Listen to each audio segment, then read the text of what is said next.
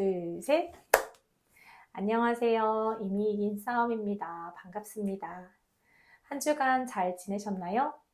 오늘은 사기 암 환자가 현실을 직시하는 순간이라는 뜻으로 한번 이야기해 보도록 하겠습니다.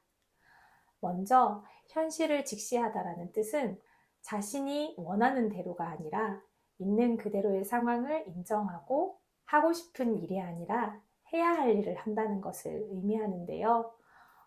제가 현실을 직시하는 그 순간들을 오늘 한번 세 가지로 나누어서 이야기해 보도록 하겠습니다. 저도 이제 7년차 암 환자로 살아가다 보니까 내가 암 환자라는 것을 직시하는 그런 순간들이 있더라고요. 원하는 방향은 다르지만 주어진 현실에 따라서 이제 해야 한다고 생각하는 순간들이 있는데 그 첫 번째는 음식 앞에서 고민할 때입니다. 아마 암 환우분들이라면 많이들 경험하실 텐데 예를 들면 카페에 가서 메뉴를 고를 때 늘 고민을 해요. 커피를 마실지 아니면 차를 마실지 또는 이제 맛있는 달콤한 디저트를 먹을지 먹지 않을지 빵을 먹어도 될지 먹으면 안 될지 이런 고민들을 굉장히 많이 합니다. 네, 사실 좀 슬픈 일이죠. 그렇지만 저는 진짜 먹고 싶을 때는 달콤한 케이크를 먹기도 하고 커피를 마시기도 합니다. 그렇지만 사실 정말 편안한 마음으로 먹지는 않아요. 한 입 먹으면서도 먹어도 될까? 먹고 나서 후회를 하기도 하고 그런데 또 이게 삶을 살아가는 원동력이 되기도 하니까 저는 정말 먹고 싶은 순간에는 먹기도 합니다. 너무 스트레스 받지 않으려고 하기 때문에. 그렇지만 사실 매일 먹지 않고 디저트를 고를 때도 최대한 많이 자극적이지 않은, 많이 달지 않은 것으로 고르려고 하고, 차를 고를 때도 나름의 원칙을 가지고 빈속에는 커피를 마시지 말자, 또는 커피를 한 잔 마셨다면 이제 차를 마시자, 네.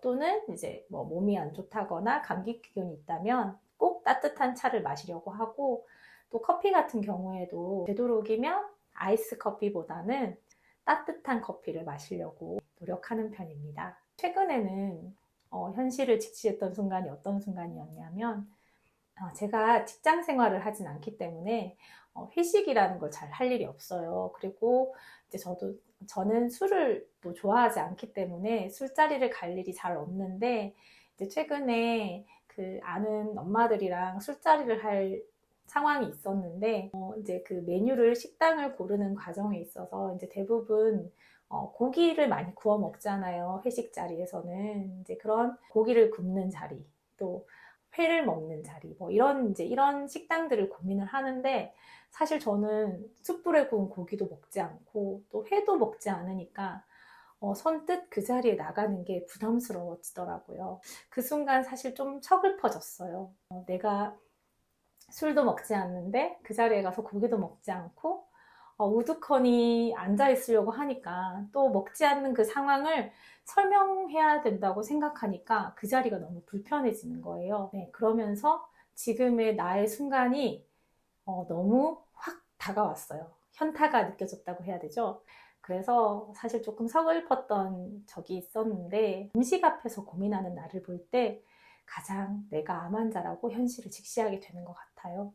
두 번째로는 장기적인 플랜을 꿈꿀 때 현실을 직시하곤 합니다. 예를 들면 이제 직장 다니는 친구들하고 이야기를 막 하면 이제 친구들은 앞으로 승진을 한다든지 어떤 공부를 해서 어떤 걸 이룬다든지 미래에 대한 그런 전략 또는 이제 미래에 대한 이야기들을 많이 하는데 저 같은 경우에는 사실 머나먼 미래를 꿈꾸진 않거든요. 저는 오늘 하루하루를 잘 살고 오늘을 잘 살아서 내일을 맞이하는 게 감사하고 이제 그런 삶을 살고 있는데 그런 이제 미래를 꿈꾸면서 사는 친구들을 볼 때 굉장히 부럽기도 하고 나는 그렇게 살지 못하는구나 라는 생각을 하면 조금 서글퍼지는 것 같아요.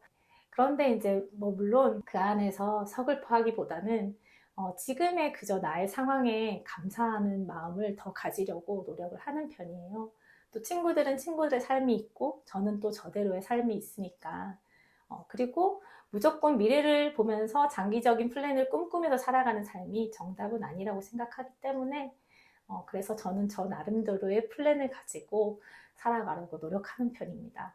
네. 그리고 이제 저 같은 경우에는 지금은 막 적극적으로 나서서 일을 하고 있지는 않지만 어떤 일을 같이 하자는 제안을 종종 받고는 해요. 그런데 이제 제가 암 투병을 하고 있다 보니까 지금 현재도 항암 치료를 하고 있고 이제 때로는 컨디션 조절이 굉장히 많이 필요한 상태이기 때문에 이제 그런 제안을 받을 때 늘 고민을 하고 늘 멈칫멈칫하는 저 자신을 보게 돼요. 네. 너무 일은 하고 싶지만 이제 그 일에 몰입했을 때 내가 내 건강을 지킬 수 있느냐, 그 일을 하면서도 내가 나를 잘 돌볼 수 있느냐, 네, 그거를 가장 우선시하기 때문에 네, 그래서 이제 그런 사업들을 제안을 받고 함께 하자는 제안을 받을 때 정말 사실 가장 현실을 직시하는 것 같아요. 저도 제가 원하는 바는 무조건 그 일을 하고 싶지만 내게 주어진 현실은 또 내가 원하는 대로만 할 수는 없으니까. 네, 그래서 항상 고민하면서 내가 할 수 있는 만큼만 하자라고 생각해서 선택을 하는데 그 순간이 참 힘듭니다. 사실 저도 아직 한참 일할 때고 뭔가 생산적인 일을 해 나가야 된다고 생각하는데 그러지 못하고 있어서 늘 조금 아쉬운 점이 많은데요. 네, 그래서 사실 지금 이 유튜버라는 이 일이 저에게는 어쩌면 이제 비전이 될 수도 있고 앞으로의 꿈이 될 수도 있을 것 같다라는 생각을 합니다. 그리고 이제 세 번째로는 이거는 가장 많이 느끼는 순간인 것 같아요. 몸이 내 마음처럼 되지 않을 때, 네, 이때 정말 현실을 직시합니다.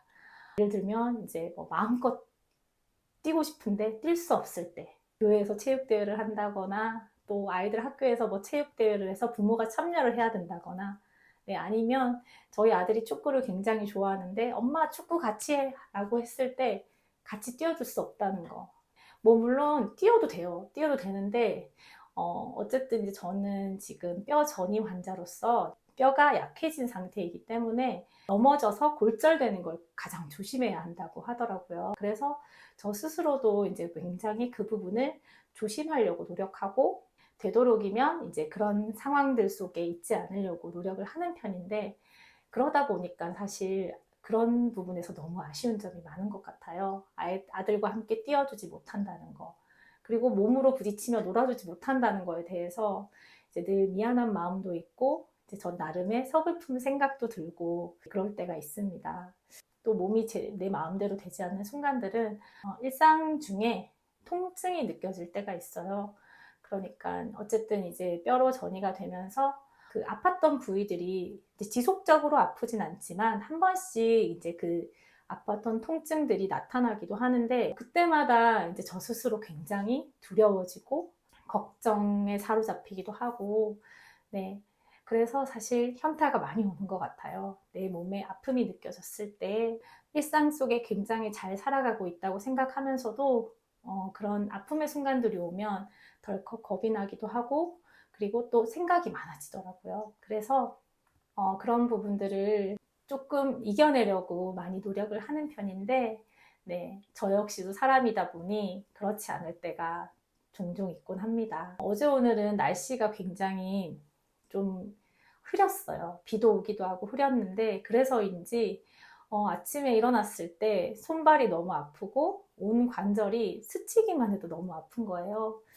그래서 너무 이제 힘들고 몸을 움직이는 것조차 힘들었는데 그런데 또 움직이다 보면 또 이게 몸이 다시 또 좋아지더라고요. 네. 아, 힘들어도 움직여야겠다. 정말 내가 몸을 움직이지 못할 정도로 아프지 않는 이상은 가볍게 일상생활을 하고 움직여야겠다. 네, 그런 생각들을 많이 했습니다. 네, 그래서 이렇게 현실을 직시하는 순간들이 있지만 그래서 또 서글플 때도 있고 힘이 들 때도 있고 또 나 역시도 우울한 감정에 사로잡힐 때가 있지만 어쨌든 그 감정 속에 계속 갇혀 있지 않고 빨리 일상 속으로 다시 현실 속으로 돌아오려고 노력을 하고 있어요.